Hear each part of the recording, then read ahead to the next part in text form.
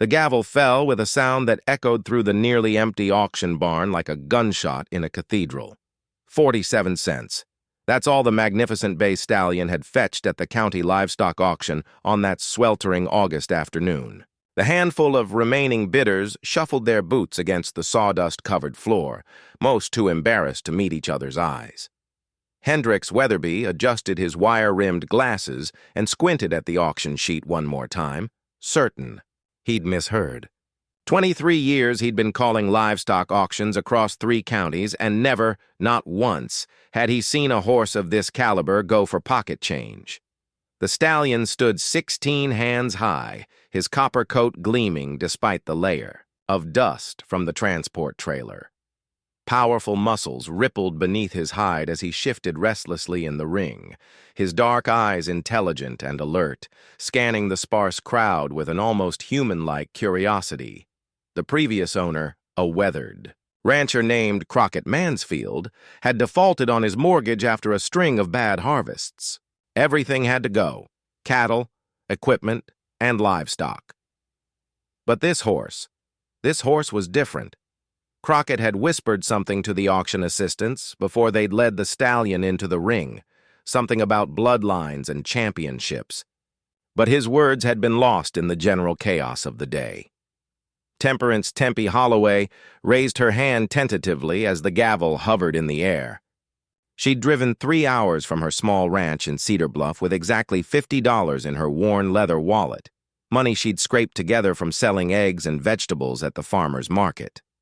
The 28-year-old horse trainer had been struggling to make ends meet since her father's passing 2 years prior, but something about this horse called to her from across the dusty arena. The other potential bidders, a handful of meat buyers and one skeptical horse trader, had long since lost interest. The stallion's papers were missing, his history unclear, and he bore several small scars along his flanks that suggested a troubled past. To them, he was just another broken-down horse heading for an unfortunate end. But Tempe saw something else, entirely. She watched the way he held his head high despite his circumstances, the pride that seemed to radiate from his very being. When their eyes met across the arena, she felt an electric connection, as if the horse was communicating directly with her soul. This wasn't just another auction horse. This was a creature with secrets, with a story that begged to be told. Going once, going twice, Hendricks's voice boomed across the nearly empty barn. 47 cents, Tempe called out, her voice cracking slightly with nervousness. The silence that followed was deafening. Even the horse seemed to pause, his ears pricked forward as if he understood the significance of the moment. Hendricks looked around the barn one final time, but the meat buyers were already heading for the exit, shaking their heads at what they considered a waste of good trailer space. "Sold to the young lady in the blue jacket for 47 cents, Hendricks announced, his voice carrying a mixture of bewilderment and pity. As Tempe walked toward the holding pen to claim her purchase, her heart hammered against her ribs. She had no idea what she'd gotten herself into, but something deep in her gut told her this moment would change everything. The stallion watched her approach, and for just an instant, she could have sworn she saw him nod, as if he'd been waiting for her all along. The drive back to Cedar Bluff stretched before Tempe like a meditation on uncertainty.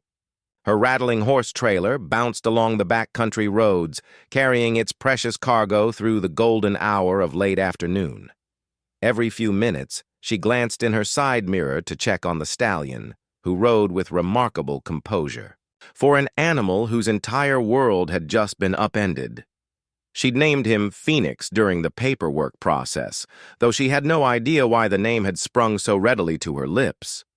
Perhaps it was the way he seemed to rise above his circumstances. Or maybe it was simple hope. Hope that this bargain horse might somehow resurrect her failing ranch. Tempe's property consisted of 43 acres of rolling pasture, a modest barn that needed roof repairs, and a farmhouse that had seen better decades. Her father, Loyal Holloway, had built the operation from scratch, training cutting horses for ranchers throughout the region. But since his heart attack, Tempe had struggled to maintain his reputation while grieving his loss and learning to manage the business side of horse training. As they turned into her gravel driveway, Phoenix nickered softly from the trailer, the first sound he'd made since leaving the auction. It was a musical sound, almost conversational, as if he were commenting on his new surroundings. Tempe felt a chill run down her spine. Her father had always said horses were better judges of character than most people, and Phoenix seemed to be giving his approval. The unloading process proved surprisingly smooth.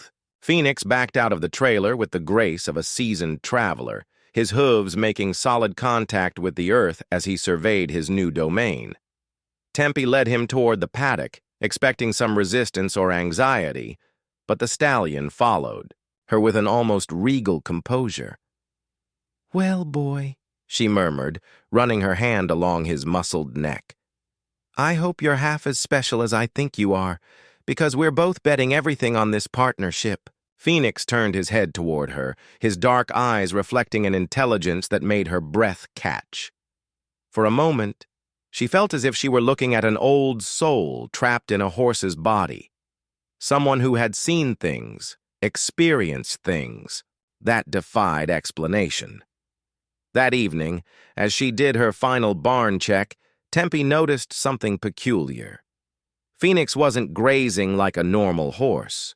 Instead, he stood at the fence line perfectly still, staring toward the old training arena where her father used to work his magic with difficult horses.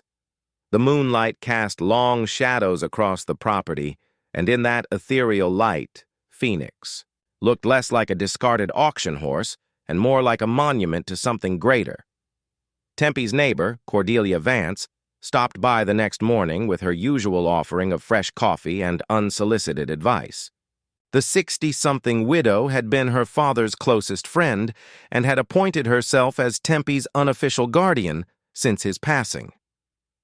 "That horse has presence," Cordelia observed, leaning against the fence rail as Phoenix grazed nearby.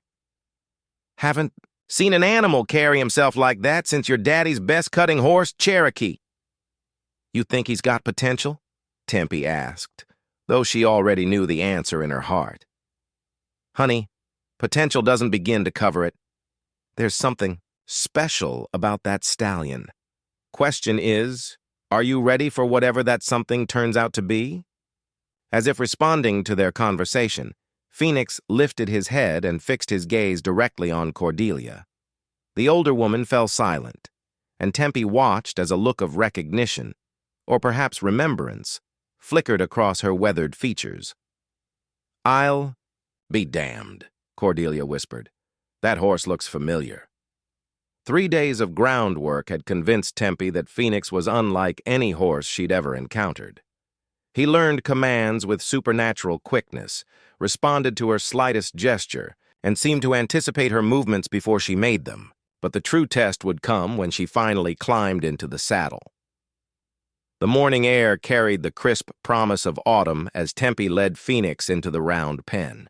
She'd risen before dawn, unable to sleep due to a mixture of excitement and apprehension that had been building since their first meeting. Phoenix seemed equally alert, his ears pricked forward and his step unusually light. Cordelia had arrived early to witness the first ride, bringing along her grandson Beaumont, a gangly teenager who worked part-time at the feed store and had an uncanny ability to read horses. The boy had taken one look at Phoenix 3 days earlier and declared him touched by something beyond the ordinary, words that had stuck with Tempe through several sleepless nights. "Take your time," Cordelia called from her perch on the fence. "Let him tell you when he's ready." But Phoenix had already made his intentions clear. As soon as Tempe approached with the saddle, he positioned himself perfectly, standing rock still as she prepared him for riding. His behavior was so cooperative, so anticipatory, that it almost seemed choreographed. Tempe's hands trembled slightly as she tightened the cinch. Every horse trainer knew that first rides were unpredictable affairs. Even the gentlest animal could explode into chaos when weight settled onto their back for the first time. but Phoenix seemed to radiate calm confidence, as if he'd been waiting his entire life for this particular moment with this particular rider. "Easy, boy," she murmured, more to steady her own nerves than his. She placed her left foot in the stirrup and paused, giving Phoenix every opportunity to object. He remained motionless, his breathing deep and steady.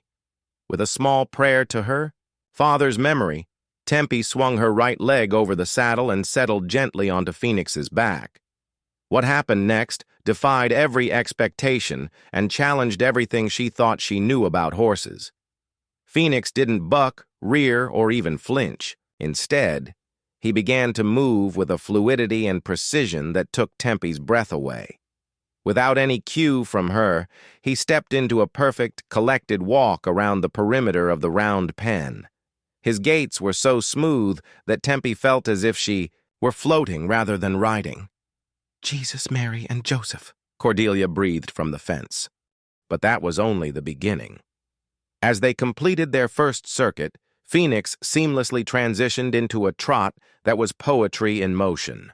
Every step was placed with mathematical precision, his frame perfectly balanced, his movements controlled by some internal metronome that kept flawless time. Beaumont let out a low whistle. "Miss Tempe, you ain't gonna believe this, but that horse is performing a classical dressage routine." Tempe felt goosebumps rise along her arms as Phoenix moved into an extended trot, his legs reaching forward with the grace of a trained dancer. She wasn't cueing these movements. Phoenix was performing them entirely on his own, as if demonstrating skills that had been locked away in his memory, waiting for the right moment to resurface. The most remarkable part wasn't just the technical perfection of his gaits. It was the joy that seemed to radiate from every step. Phoenix's ears were pricked forward, his neck arched with pride, and Tempe could feel his happiness through the saddle. This wasn't a horse being ridden. This was a performer returning to his calling. As they moved into a collected canter, Tempe finally understood what she'd purchased for 47 cents. This wasn't just any horse. This was a classically trained dressage horse of the highest caliber, an athlete whose skills rivaled those of Olympic competitors. "How is this possible?" she whispered. But Phoenix was already providing the answer. Through his movement, telling her a story that spoke of years of careful training, of dedication and artistry that had somehow been forgotten or lost until this moment. The revelation of Phoenix's extraordinary abilities sent ripples of excitement and curiosity throughout Cedar Bluff's tight-knit equestrian community. Word spread quickly through the coffee shops and feed stores, carried by whispered conversations about the auction horse who moved like poetry and responded to invisible cues. Cordelia had made some phone calls to old friends in the horse world, and by Thursday morning, Tempe's property was buzzing with visitors. Among them was Dr. Millicent Ravencroft, a retired equine veterinarian and dressage judge who had driven 4 hours from the state capitol after hearing rumors about Phoenix's performance. Dr. Ravencroft was a formidable woman in her 70s, with silver hair pulled back in a severe bun and eyes that missed nothing. She'd spent decades evaluating horses at the highest levels of competition, and her presence at Cedar Bluff spoke volumes about Phoenix's reputation, which was spreading faster than wildfire. "I'd like to examine this horse," she announced without preamble, her voice carrying the authority of someone accustomed to being obeyed. Tempe led Phoenix from his paddock, watching as Dr. Ravencroft's expression shifted from skeptical curiosity to focused attention. The older woman circled the stallion slowly, her experienced hands running over his conformation with professional thoroughness. "Exceptional breeding," she murmured, more to herself than to Tempe. "Look at this shoulder angle, the slope of his pasterns. This is a horse built for collection and extension." She paused at Phoenix's neck, her fingers tracing along his crest. "And these muscle patterns, they don't develop naturally. This horse has years of advanced training."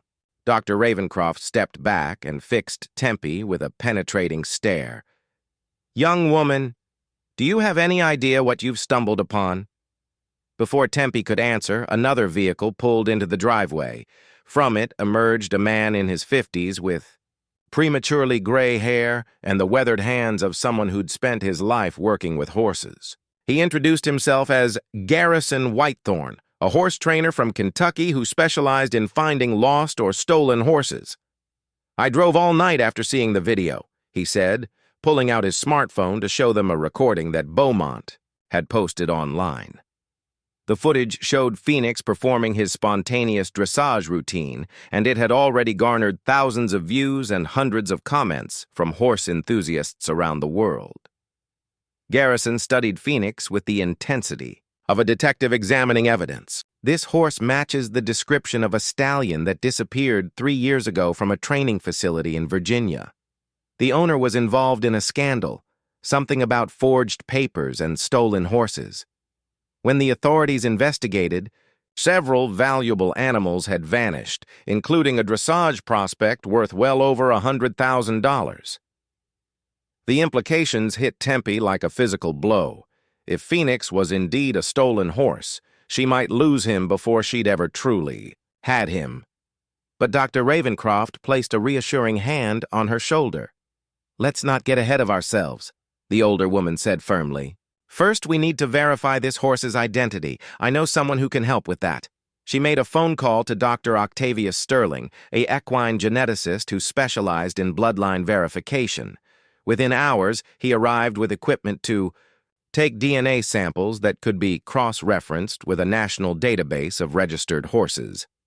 As they waited for the test results, Phoenix seemed oblivious to the drama surrounding him. He grazed peacefully in his paddock, occasionally lifting his head to observe the humans discussing his fate. There was something almost amused in his expression, as if he were enjoying the mystery he'd created. "You know," Cordelia observed as they watched Phoenix from the fence, "whatever his story is, that horse chose Tempe at that auction. 47 cents. That wasn't random. Sometimes destiny works in mysterious ways." Dr. Sterling's preliminary results arrived via email that evening, and they only deepened the mystery. Phoenix's bloodlines traced back to some of the most prestigious European sport horse breeding programs, confirming that he was indeed worth a fortune. But his identity remained unclear. He wasn't in any stolen horse database, and his markings didn't match any missing animal reports. "It's as if he simply materialized out of thin air," Dr. Sterling mused over dinner at Tempe's kitchen table. "A ghost horse with impeccable breeding and training that shouldn't exist."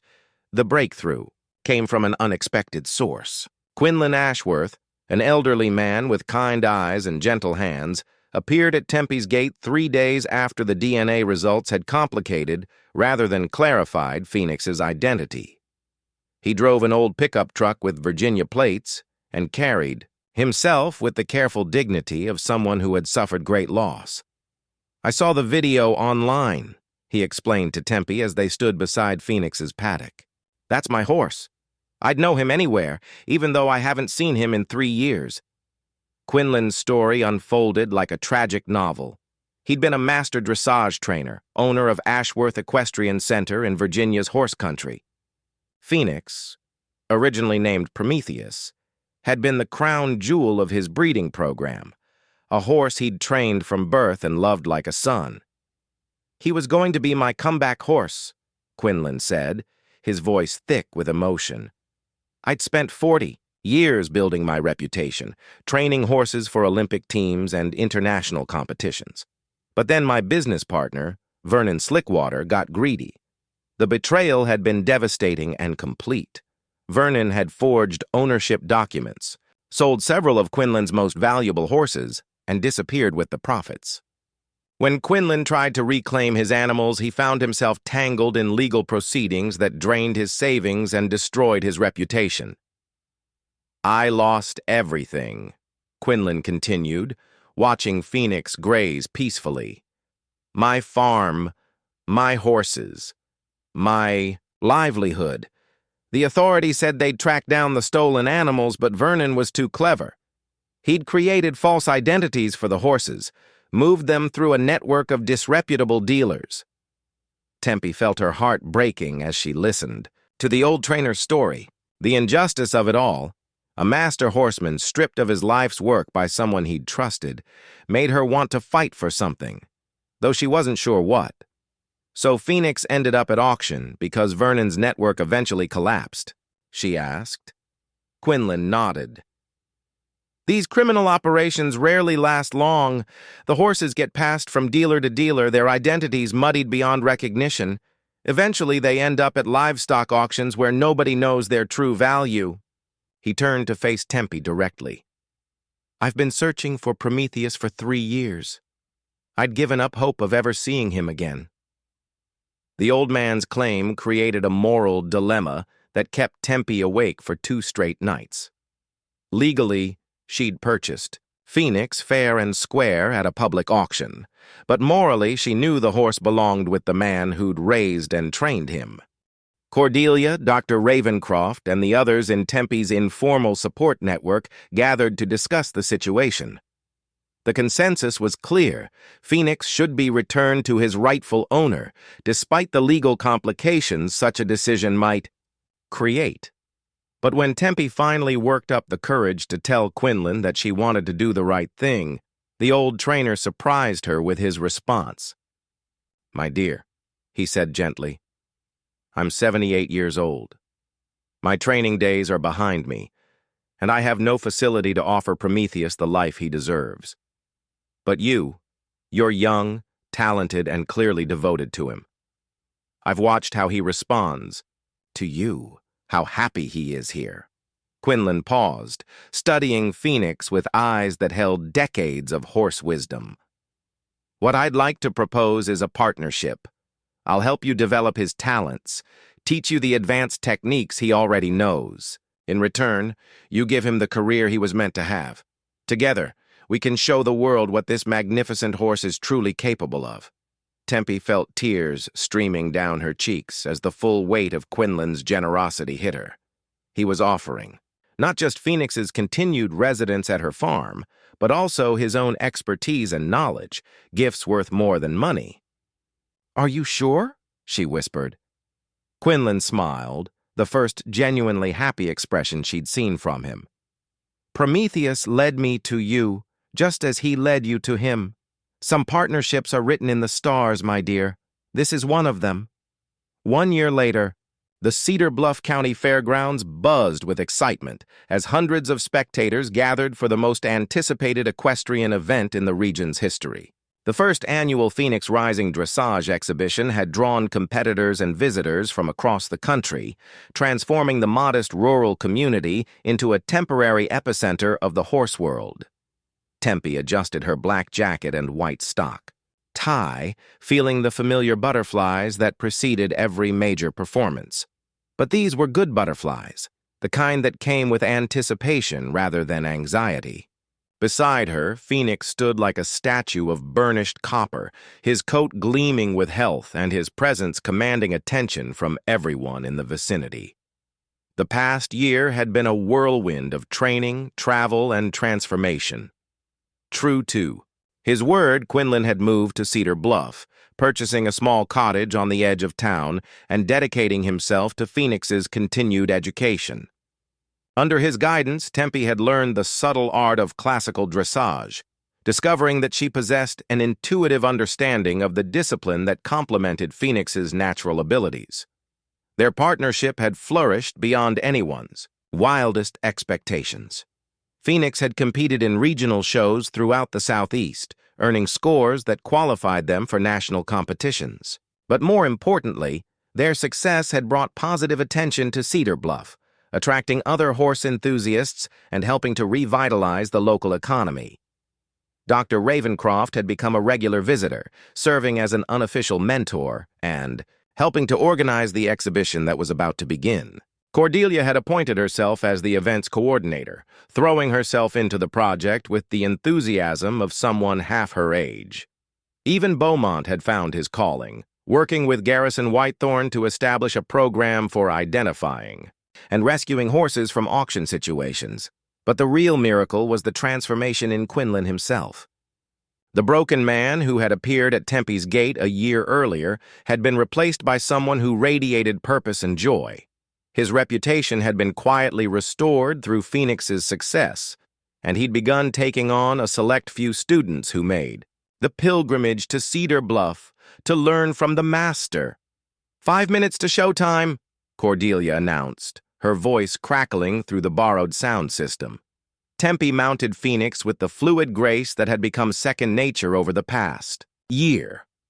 As they entered the arena, the crowd fell silent, recognizing that they were about to witness something special. Phoenix's ears pricked forward as he surveyed the audience, his step becoming more elevated with each stride. The music began, a classical piece that Quinlan had selected specifically for Phoenix's temperament and abilities. What followed was 8 minutes of pure artistry, horse and rider moving in perfect harmony to create something that transcended the boundaries between athletics and art. Phoenix performed movements that most horses required years to master, but he did them with an ease and joy that made them appear effortless. Flying changes, half passes, and extended gaits flowed together like movements in a symphony, each transition seamless and perfectly timed to the music. But the most magical moment came during the final sequence, when Phoenix seemed to transcend his physical form entirely. His passage, a highly collected, elevated trot, became so expressive and powerful that several spectators rose to their feet without realizing it. In that moment, he wasn't just performing dressage movements. He was communicating directly with every heart in the arena, telling his story of loss, redemption, and the power of second chances. As they completed their final salute, the arena erupted in sustained applause that lasted nearly 5 minutes.